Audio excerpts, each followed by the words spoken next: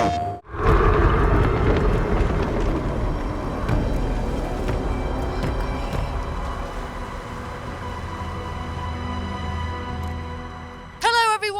to PlayStation Access. My name's Rosie and I'm joined today by a very excited Ash Millman.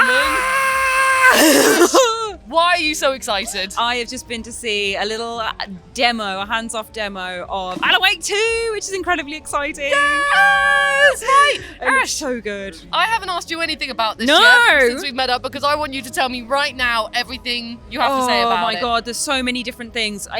Honestly, it's just pure Remedy, psychological horror goodness what I got to see. So you start off, the section that we saw was Saga Anderson, which is the new co-protagonist, and it was her kind of figuring out loads of bits and pieces about a death that had happened to a man called Nightingale, and she was on the track of Nightingale figuring out clues and doing all these different bits to try and figure out like what had happened to him and how to get to the overlap, which appears to be this kind of space where the dark place and reality kind of cross over together. So this is where you get the story of like Alan Wake's in the dark place, Saga's in reality, and how do they cross over, this thing called the overlap. So it's very much like detective survival horror. So you've got this mind palace, this mind place that you can go to, which is Saga's like place where she has all of her clues that you find. Yep. So every time you interact with something in the world, you get like a little picture, and you can go inside your little mind and assign your little mind, and assign it to things on the wall. And you have to do this and create like cohesive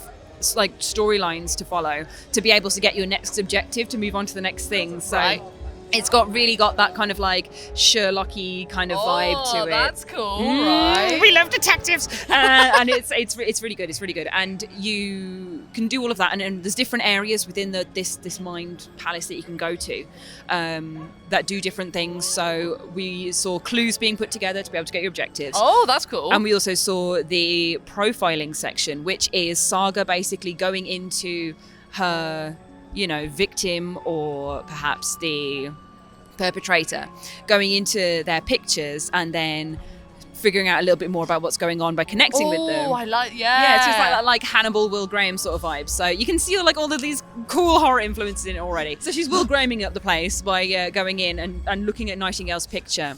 And kind of by pressing different like interactions with it, she will be talking he will be talking to her through her mind with these like flashing images and these little visions of him speaking. So Nightingale has been killed and he's had his heart removed and a manuscript put in his chest, and you need to find the heart to be able to carry on in this demo. Okay. So that's what she's asking. She's like, where's the heart? Where's the heart? And Nightingale's there like doing his riddles and being really spooky whilst he's got like all this illness all over him. It's really, really good and so satisfying that it's got kind of like this build your own puzzle narrative to it, as well as just that deep Remedy, Alan Wake goodness, that narrative, like deliciousness that comes from these sort of games. My favourite part from the whole demo though was when you go to safe houses. Yeah. So like when you can kind of have this place that's full of light so that you're not being attacked by monsters, you save by using a thermos, which is like, it's very Alan Wake. So it's a reference to the first game where you had to collect 100 thermoses because like the dev was explaining, he was like, yeah, we changed that up so that when you have an interaction with a thermos, it's like a meaningful thing. So yeah, he was like, here's your save point. And in the background, as he did this one, was a poster that said Artie and the Janitors, which is from Control. I know that from you talking about Control all the time. Artie, we love Artie. So it was a little poster of that. But yeah, the main kind of way that you use combat in Alan Wake, which we'll know from the previous game, as well as the bits that we've seen of Alan Wake 2 so far, is you have to use a light to banish darkness to then be able to do physical attacks. So we saw Saga going head-to-head with cultists who had been basically resurrected from the dead. So they're dead and then they've come back different. So they've been taken and they've got like this darkness around them, and you got to shine the light on, burn it off, and then be like, because there was a shorn-off shotgun, so that's what that was. And then do all of that. And there's puzzles to be able to unlock the weapons as well. So there's like a little number puzzle to be able to get the sawn-off shotgun, which they skipped so that they could just go on with the thing, but it's nice to know that it's there. Yep. And then, combat with the lights, and that's why the light is the safe house as well. Right.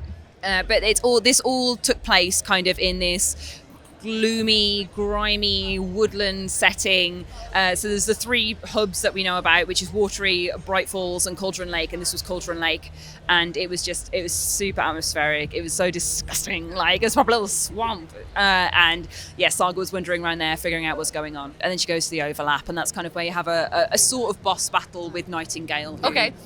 like tears a limb off a tree and starts battering things with it. Honestly, I'm smiling because it's just exactly what you want from an Alan Wake game. I was going to say, 2. I can see your genuine excitement and just your pleasedness. Yeah, like I just want to kind of reiterate everything, because all of it was just it all tied together in that perfect way that they approach these games and Control that makes them so pleasing, and kind of that like Twin Peaksy, David Lynchian feel, but with all these horror references and this appreciation for the genre that comes through, but in a subtle, measured way. Until it isn't measured, until it hits you in the face with something. The dev was like, oh yeah, we really want to build like an atmospheric kind of dealio where it's very much about measured tension and dread and that kind of world building. And then as soon as you said that, you walk through and a jump scare comes like massively in your face. Oh, like, nice. So it's got a bit of everything. And that kind of jump scare was these flashing visions which come up as well. Honestly, the mix of worlds, the mix of different approaches to like how they connect to each other is just so impressive, and I just wanted to see more. You saw Alan Wake at the end as well. So Yes. you saw Alan Wake. Yeah. Okay, little treat for you there. He'd washed up on the shore and he was covered in mud, and it was basically him outlining the that he had been trapped for 13 years. Saga being like, "Come on, mate, what's going on?" Come on now. Come on, Alan. Get out of the dirt. Get out of the dirt, Alan. Come on. And he's like freaking out, like, I'm Alan Wake.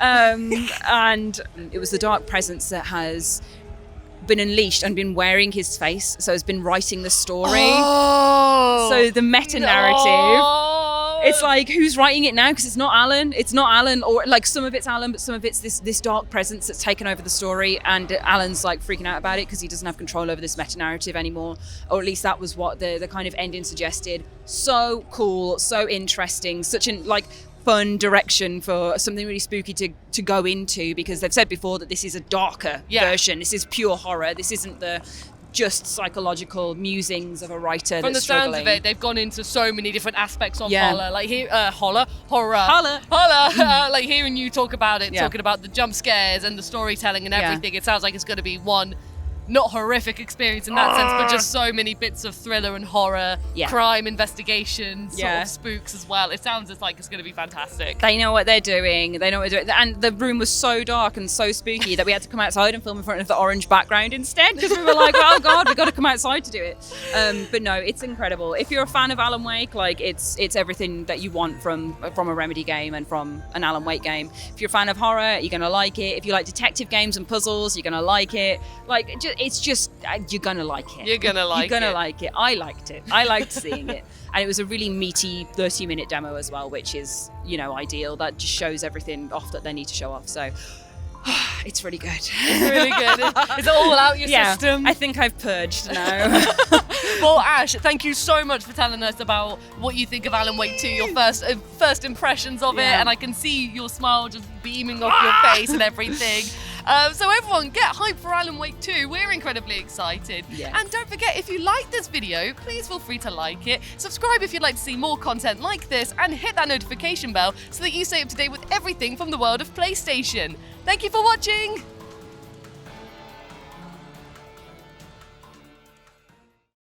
PlayStation